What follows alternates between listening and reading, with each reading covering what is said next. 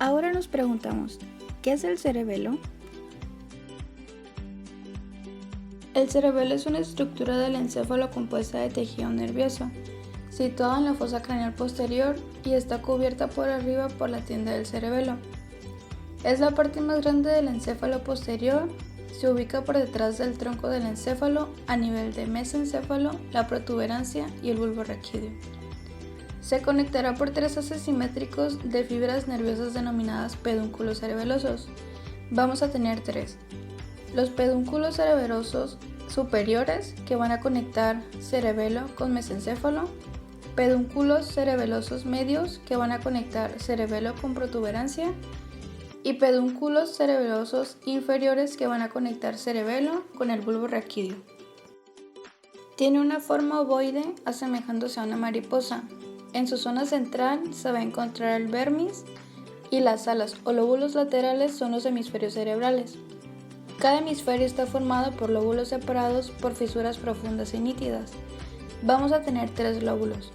El lóbulo anterior y posterior van a gobernar los aspectos subconscientes de nuestros movimientos de los músculos esqueléticos y el lóbulo flóculo-nodular va a contribuir a la postura y el equilibrio.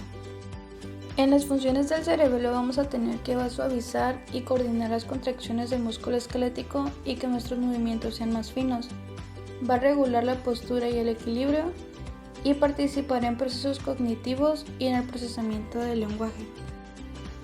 El cerebelo cuenta con funciones asociadas, las cuales se reconocen en tres divisiones anatomofuncionales. La primera, vestíbulo cerebelo, donde se recibe información de los otolitos, los canales semicirculares y la corteza visual, y se va a integrar la información para la postura y el equilibrio durante la marcha. 2. Espinocerebelo, donde se recibe información de la médula espinal y de la corteza cerebral, y va a integrar el plan de movimiento y en el que se va a estar ejecutando, y va a corregir los errores para realizar un movimiento fino. Y 3. Cerebrocerebelo, en donde se recibe información de la corteza cerebral y se va a integrar en función del aprendizaje motor. En la sustancia gris que está formada por la corteza cerebelosa, que forma la cubierta del cerebelo, puede dividirse en dos hemisferios y entre ellos se encuentra el vermis, que hace unión y conecta ambas partes. Desde dentro hacia afuera, la corteza del cerebelo comprende la capa granular o capa de células granulares, la capa piriforme o capas de células de Purkinje, la capa molecular. Veamos con más detalle en qué consisten cada una de ellas.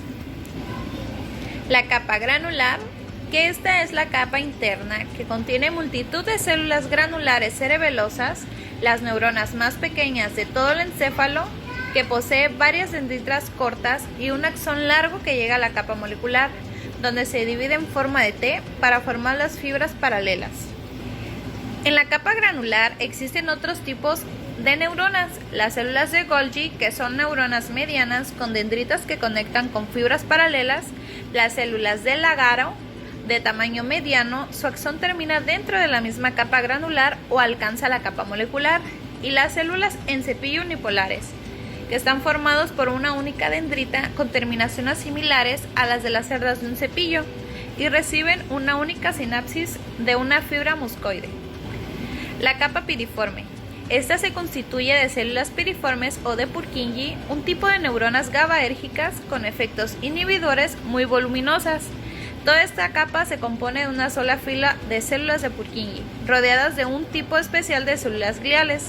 Las células epiteliales de Golgi, que contienen procesos con un curso radial que cruza la capa molecular para alcanzar la superficie de la corteza cerebelosa. Las dendritas de las células de Purkinje están enormemente desarrolladas y abarcan la capa molecular.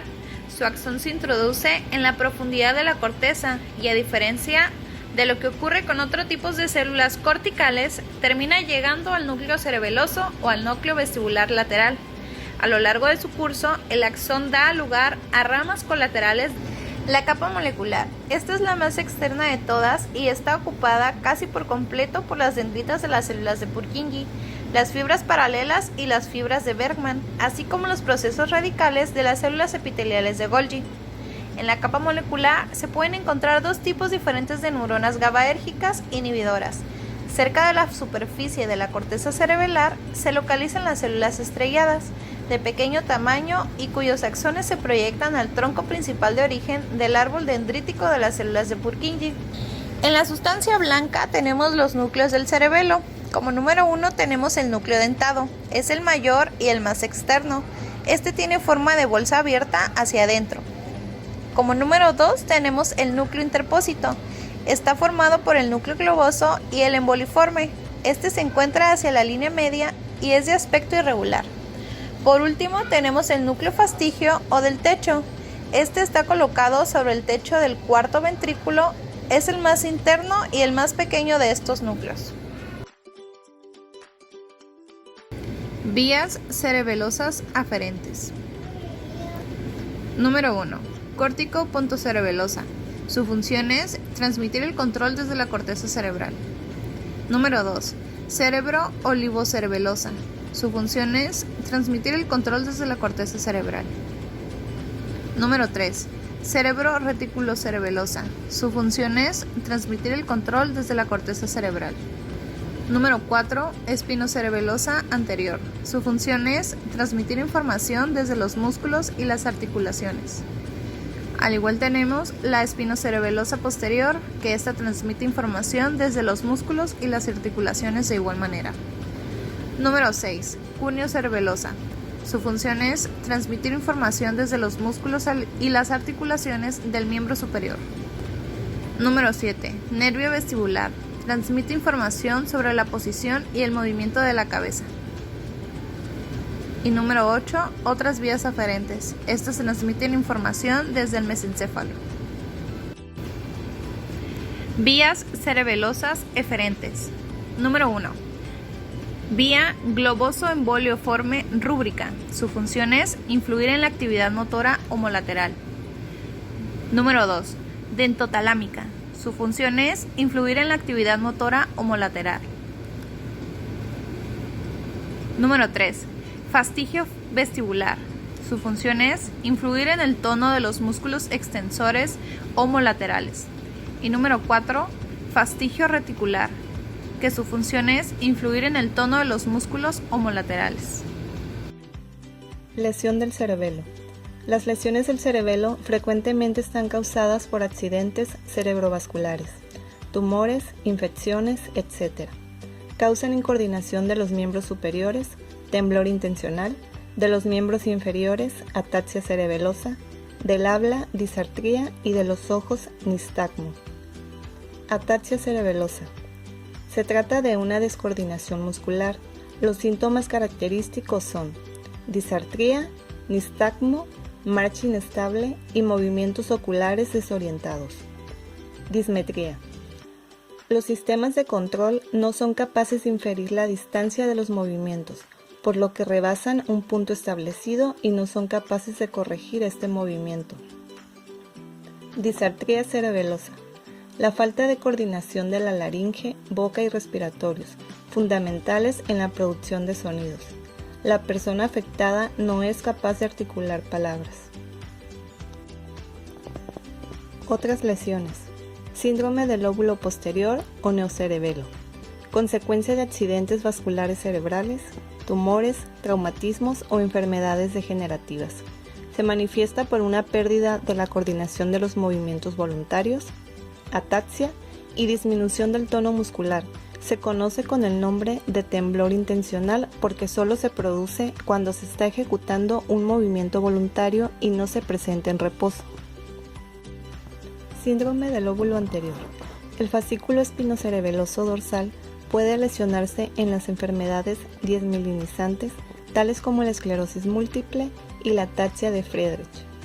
Cuando se lesiona, la aferencia cerebelosa que procede desde la extremidad inferior del mismo lado estará afectada. Como consecuencia, se producirá una ataxia de la extremidad inferior. Los pacientes con un síndrome del lóbulo anterior experimentan una pérdida de coordinación, principalmente de las extremidades inferiores. Presentan una doble inestabilidad de la marcha y andan como si estuvieran ebrios, tambaleándose y moviéndose con paso vacilante con una cierta rigidez en las piernas. Las lesiones del lóbulo flóculo-nodular y del vermis posterior provocan alteraciones del equilibrio que se manifiestan primordialmente por una falta de coordinación de los músculos paraxiales, parataxia truncal. El paciente carece de control sobre los músculos axiales y por ello intenta andar ampliando su base de sustentación, tambaleando y balanceando constantemente el tronco.